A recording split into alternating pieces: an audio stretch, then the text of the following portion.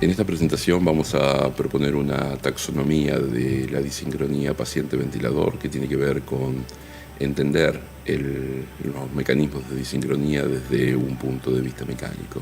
Cuando hablamos de disincronía paciente-ventilador estamos hablando probablemente de uno de los problemas remanentes más importantes en ventilación mecánica a esta altura, en donde los respiradores normalmente son capaces de dar una buena respuesta en términos de tiempo y en términos de flujo ante las demandas del paciente, garantizado que estén adecuadamente programados. Pero sigue habiendo problemas serios en términos de disincronía paciente-ventilador que pueden tener un impacto clínico importante. ¿Cuál es el problema alrededor de esto? Los estudios que han evaluado la prevalencia de disincronía han encontrado sistemáticamente que la prevalencia de disincronía es alta, que incluso un porcentaje muy alto de los pacientes en esta serie del grupo francés, un 43% de los pacientes tienen un índice de disincronía mayor del 10%, esto es, un 43% de los pacientes tienen más del 10% de las respiraciones con algún mecanismo de disincronía,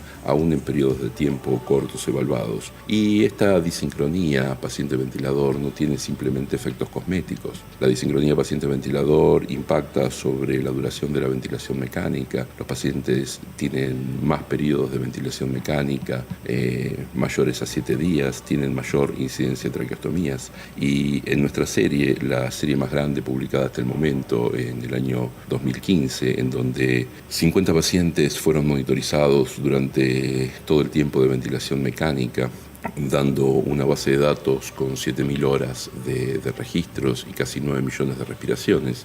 Lo que encontramos fue que las disincronías pacientes-ventilador ocurren en todos los modos ventilatorios estudiados, ocurren a lo largo de todo el periodo de ventilación mecánica que un paciente tenga en la unidad de cuidados intensivos, ocurren llamativamente con más frecuencia en el turno mañana y sobre todo impactan sobre la mortalidad, o al menos, por lo menos se asocian con un incremento de la mortalidad. Siendo este un estudio observacional, no puede garantizarse que las disincronías sean las responsables del incremento de la mortalidad, simplemente podrían ser un marcador de la gravedad de los pacientes, pero cuanto menos establecen una bandera roja de alerta acerca de que pudiera haber un problema serio al respecto.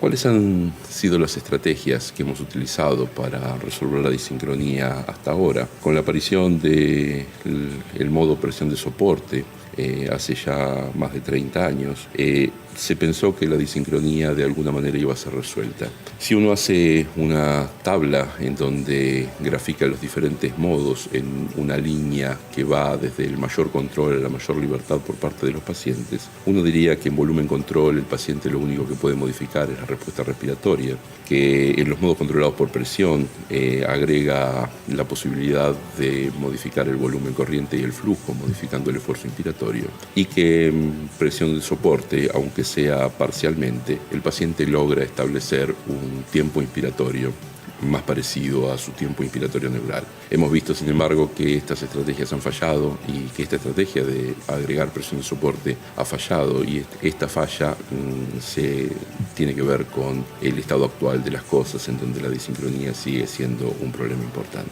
Vamos a discutir un poco la disincronía en términos mecánicos. Vamos a tratar de entender los mecanismos de disincronía para entender qué es lo que está pasándole a un paciente en relación al setup ventilatorio. En el modelo bicompartimental del sistema respiratorio que ya hemos planteado, un compartimento central representa la vía aérea y un compartimento periférico representa a la masa alveolar. Así, el volumen del compartimento central depende de la relación que hay entre la cantidad de flujo que entra y la cantidad de flujo que sale durante la inspiración. La fuente de entrada del flujo es el respirador y la fuente de salida es la acción de los músculos respiratorios del paciente que trasladan volumen del compartimento central al compartimento periférico. En principio uno podría pensar que estos dos compartimentos tienen el mismo volumen alojado. Sin embargo, no tienen el mismo volumen alojado. Sin embargo, cuando uno mira la película completa, cuando uno mira mira la escena completa puede entender que estos compartimentos tienen esta conformación. Imaginemos que este compartimento central tiene un fondo distensible que puede ser modificado en su posición por la acción de los músculos respiratorios del paciente. El solo hecho de traccionar del compartimento central por los músculos respiratorios del paciente reduce el volumen alojado en el compartimento central, desplazándolo hacia el compartimento periférico, y reduce por lo tanto las presiones en el compartimento central. Aparece un mecanismo de disincronía que es bastante particular y que es propiedad de los modos controlados por volumen, donde el flujo ha sido previamente establecido, que es la disincronía de flujo.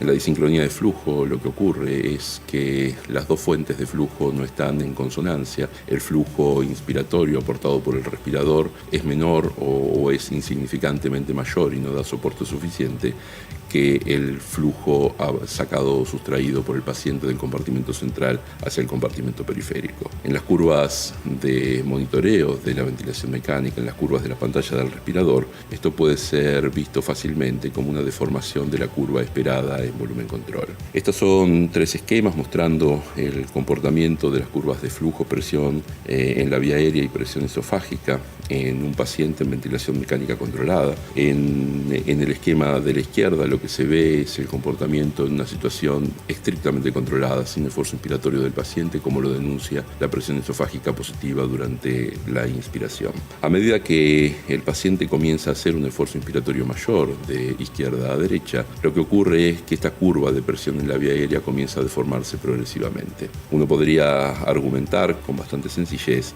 que la presión positiva en la vía aérea, el área de presión positiva en la vía aérea representa el trabajo aportado por el respirador, mientras que todo el componente de presión negativa que genera el paciente representa la diferencia entre la curva teórica de volumen control y la curva realmente vista. Así pueden diferenciarse tres áreas, ¿sí? Hay un área en gris medio que es la energía entonces aportada por la máquina, hay un área en gris claro que es trabajo respiratorio que ahora ha asumido el paciente, y sin embargo lo que puede verse es que ha aparecido un área que no estaba presente en el esquema inicial. Esto es, la suma total del trabajo en este momento es mayor que la inicial, y esto se debe a la aparición de esta área que representa trabajo generado por el respirador que tiene que solventar el paciente. Si nosotros quisiéramos generar presión negativa en la boca en este momento, ventilando espontáneamente, no podríamos hacerlo, salvo que haya una obstrucción en el flujo desde el exterior. Esto es lo que está haciendo el respirador en este momento. Está generándole una obstrucción a la inspiración del paciente. El paciente tendría menos trabajo en esta parte del tiempo inspiratorio si estuviera libre atmósfera que estando conectado al respirador. Y después aparece la verdadera disincronía, si se quiere, lo que llamamos disincronía de fase. Esta disincronía de fase tiene que ver con que desde que nacemos hasta que morimos o estamos en tiempo inspiratorio o en tiempo expiratorio, y la máquina desde que se enciende hasta que se apaga está en tiempo inspiratorio o en tiempo expiratorio. Llamamos disincronía de fase a la situación en la cual no coinciden el inicio o el final de los tiempos inspiratorios del paciente y de la máquina. Cuando no coinciden los inicios de los tiempos inspiratorios, hablamos de disincronía inicial, y cuando no coinciden los finales de los tiempos inspiratorios, hablamos de disincronía terminal. De esta forma queda planteado un esquema taxonómico en el cual podemos decir que hay cuatro escenas posibles. El paciente termina antes que la máquina, el paciente termina después que la máquina, el paciente comienza antes que la máquina o el paciente comienza después que la máquina. Vamos a la primera situación en la cual el paciente termina su tiempo inspiratorio antes que termine el tiempo inspiratorio de la máquina. Cuando esto ocurre, nosotros estamos respirando en una cuasi sinusoide que va de inspiración a expiración y sin pausa inspiratoria. Esto significa en la práctica que lo que esperamos encontrar después de terminado el tiempo inspiratorio es el comienzo de la exhalación, ¿sí? Relajamos los músculos inspiratorios y esperamos que el aire fluya libremente hacia el exterior. Sin embargo, si la máquina todavía tiene presurizado el compartimento central porque todavía no ha terminado el tiempo inspiratorio, el paciente paciente intenta exhalar contra una vía aérea que está presurizada. ¿Qué es lo que tiene que hacer para producir el flujo expiratorio? Incrementar la presión en el compartimento periférico con acción de sus músculos expiratorios. En este gráfico publicado por el grupo de Martin Tobin hace ya mucho tiempo, lo que se ve es cómo a mitad del tiempo inspiratorio de la máquina se activan los músculos expiratorios del paciente. Esto se denuncia fácilmente en las curvas de presión en la vía aérea, esto es presión de soporte. En las curvas de presión en la vía aérea se denuncia fácilmente como un incremento teleinspiratorio de las presiones, que no debería ocurrir en modo controlado por presión. Este es un hallazgo frecuente en los pacientes en presión de soporte, en donde la disincronía terminal es un evento muy común, sobre todo en pacientes con enfermedad pulmonar obstructiva crónica. Y cuando uno evidencia estos incrementos teleinspiratorios de la presión en la vía aérea, lo que uno está viendo normalmente es un tiempo inspiratorio de la máquina que es más prolongado que el tiempo inspiratorio neural del paciente. El siguiente escenario es cuando el paciente termina después que la máquina. Si el paciente termina después que la máquina, sigue inspirando cuando la máquina ya ha cerrado la válvula inspiratoria. Esto produce una nueva caída de la presión en el compartimento central que puede volver a disparar la máquina, generando el fenómeno de doble disparo, doble trigger. Cuando esto ocurre en volumen control, se duplica el tiempo inspiratorio y se duplica el volumen corriente. Uno piensa que está ventilando a un paciente con 6 mililitros kilo, el paciente está necesitando 8 mililitros kilo, está queriendo tener 8 mililitros kilo y no tiene ni 6 ni 8, termina teniendo 12 mililitros kilo porque hay dos inspiraciones. Cuando uno observa las curvas de flujo en un paciente, uno espera encontrar un pico de flujo al comienzo de la exhalación. Este pico de flujo coincide con el máximo gradiente de presión entre el compartimento periférico y el compartimento central. Se debe a que tras la relajación de los músculos inspiratorios, el retroceso elástico del pulmón y de la caja torácica determinan un incremento significativo de la presión alveolar y el paciente tiene presiones de fin de inspiración. Sin embargo, si el paciente persiste con activación de sus músculos inspiratorios, lo que puede ocurrir es que este pico flujo expiratorio se ampute y se amputa por la simple y sencilla razón de que no existe tal gradiente de presión. En el trazado en pantalla lo que se puede ver en el centro es este fenómeno de amputación del pico de flujo expiratorio que probablemente en sí mismo no tenga mayor inconveniente, pero de todos modos implica el riesgo de que ocurra lo que ocurre en el ciclo previo y en el ciclo posterior, esto es el fenómeno de doble disparo. Cuando pensamos en el fenómeno de doble disparo y en la amputación del pico de flujo expiratorio, en realidad la diferencia entre los dos es estrictamente cuantitativa porque cualitativamente el proceso es exactamente el mismo. En la diapositiva lo que se ve es estos trazados. En la curva inferior se ve el electromiograma diafragmático. El electromiograma diafragmático está marcando el tiempo inspiratorio neural del paciente y en el trazado superior de presión en la vía aérea se ve cómo el electromiograma diafragmático superpuesto se proyecta más allá de la finalización del tiempo inspiratorio de la máquina. En el trazado de flujo, en la siguiente curva, la que está en verde, lo que se puede ver es esta amputación del pico de flujo expiratorio que tiene que ver con la no desactivación de los músculos inspiratorios del paciente, no aparición del retroceso elástico al comienzo de la exhalación y la abolición del gradiente de presión que determina el pico de flujo. Vamos a discutir ahora la escena en la cual el paciente comienza antes que la máquina. ¿Por qué podría el paciente comenzar antes que la máquina? Esencialmente, en el mecanismo de disparo del respirador, lo que ocurre, como decíamos hoy, es que el paciente, por acción de sus músculos inspiratorios, agranda el tamaño del continente del compartimento periférico.